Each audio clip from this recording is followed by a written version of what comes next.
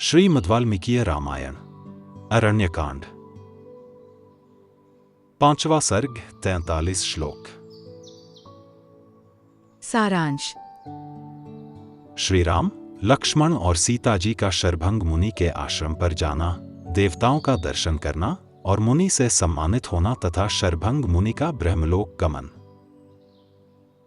आरंभ। ओम श्री गणेशाय नमः।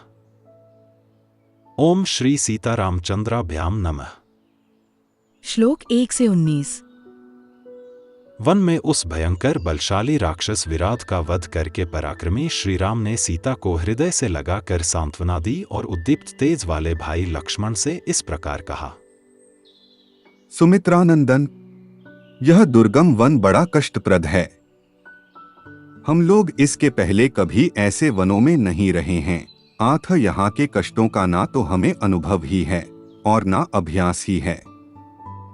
अच्छा, हम लोग अब शीघ्र ही तपोधन शरभंग जी के पास चलें। ऐसा कहकर श्री रामचंद्र जी शरभंग मुनि के आश्रम पर गए। देवताओं के तुल्य प्रभावशाली तथा तपस्या से शुद्ध अंतःकरण वाले अथवा तप के द्वारा पर ब्रह्म परमात्मा का साक्षात्कार करने वाले शरभंग मुनि के समीप जाने पर श्री राम ने एक बड़ा अद्भुत दृश्य देखा। वहां उन्होंने आकाश में एक श्रेष्ठ रथ पर बैठे हुए देवताओं के स्वामी इंद्रदेव का दर्शन किया, जो पृथ्वी का स्पर्श नहीं कर रहे थे। उनकी अंगकांति सूर्य और अग्नि के समान प्रकाशित हो रही थी। वे अपने तेजस्वी शरीर से देदीप्यमान हो रहे थे। उनके पीछे और भी बहुत से देवता थे। उनके दीप्तिमान आभूषण चमक रहे थे तथा उन्होंने निर्मल वस्त्र धारण कर रखे थे। उन्हीं के समान वेशभूषा वाले दूसरे बहुत से महात्मा इंद्रदेव की पूजा, स्तुति, प्रशंसा कर रहे थे। उनका रथ आकाश में खड़ा था और उसमें हरे रंग के घोड़े जुते हुए थे। श्री राम ने निकट से उस रथ को देखा। वह नवोदित सूर्य के समान प्रकाशित हो रहा था। उन्होंने यह भी देखा कि इंद्र के मस्तक के ऊपर श्वेत बादलों के समान उज्ज्वल तथा चंद्रमंडल के समान कांतिमान निर्मल छत्र तना हुआ था, जो विचित्र फूलों की मालाओं से सुशोभित था। श्री राम ने सुवर्णमय डंडे वाले 2 श्रेष्ठ एवं बहुमूल्य चवर और व्यजन भी देखे, जिन्हें 2 सुंदरियां लेकर देवराज के मस्तक पर हवा कर रही थीं। उस समय बहुत से गंधर्व, देवता, सिद्ध और महर्षि गण उत्तम वचनों द्वारा अंतरिक्ष में विराजमान देवेंद्र की स्तुति कर रहे थे और देवराज इंद्र शरभंग मुनि के साथ वार्तालाप कर रहे थे। वहां इस प्रकार शतक्रतु इंद्र का दर्शन करके श्री राम ने उनके अद्भुत रथ की ओर अंगुली से संकेत करते हुए उसे भाई को दिखाया और लक्ष्मण से इस प्रकार कहा।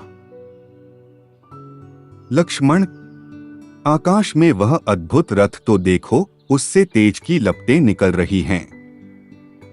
वह सूर्य के समान तप रहा है। शोभा मानो मूर्तिमती होकर उसकी सेवा करती है।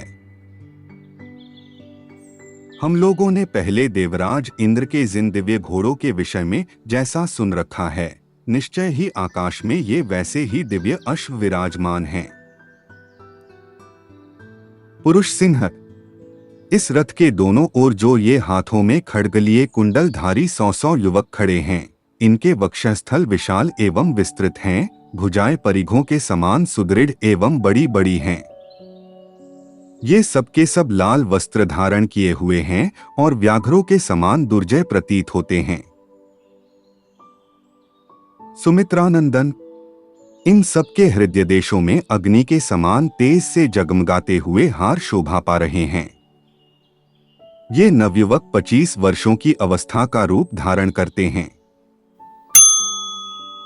कहते हैं, देवताओं की सदा ऐसी ही अवस्था रहती है जैसे ये पुरुष प्रवर दिखाई देते हैं। इनका दर्शन कितना मनमोहक लगता है।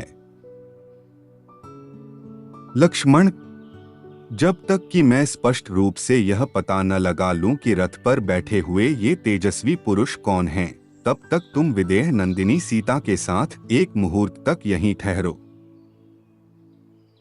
श्लोक 20 से 23। इस प्रकार सुमित्रा कुमार को वहीं ठहरने का आदेश देकर श्री रामचंद्र जी टहलते हुए शरभंग मुनि के आश्रम पर गए। श्री राम को आते देख शचीपति इंद्र ने शरभंग मुनि से विदा ले देवताओं से इस प्रकार कहा। श्री रामचंद्र जी यहाँ आ रहे हैं।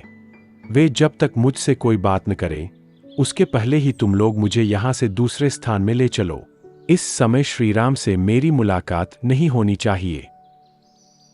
इन्हें वह महान कर्म करना है जिसका संपादन करना दूसरों के लिए बहुत कठिन है।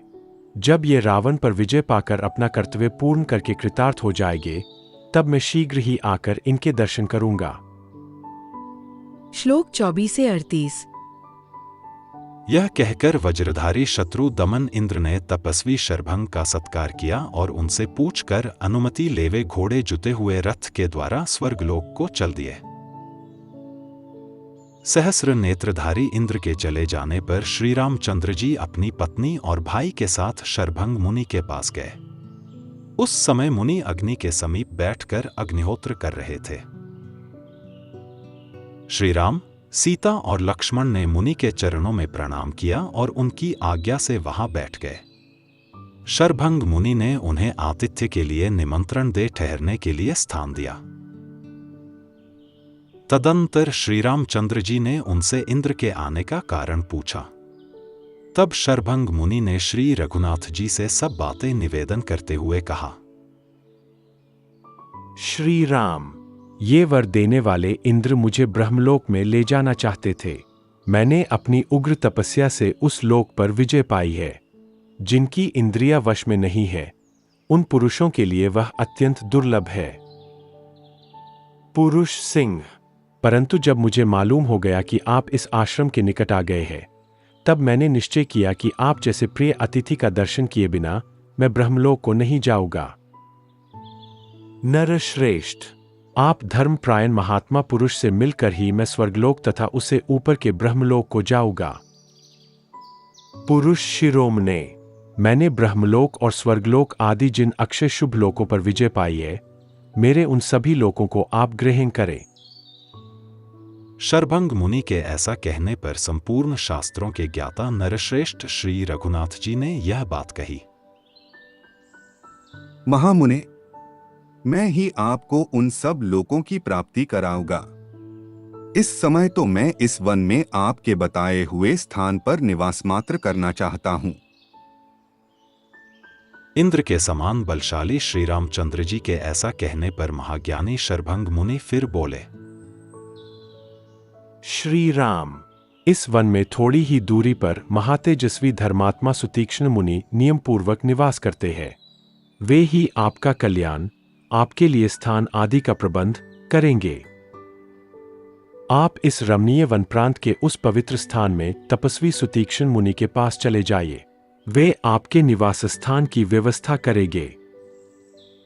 श्री राम, आप फूल के समान छोटी छोटी डोंगियों से पार होने योग्य अथवा पुष्पमय नौका को बहाने वाली इस मंदाकिनी नदी के स्रोत के विपरीत दिशा में इसी के किनारे किनारे चले जाइए। इससे वहां पहुंच जाइएगा।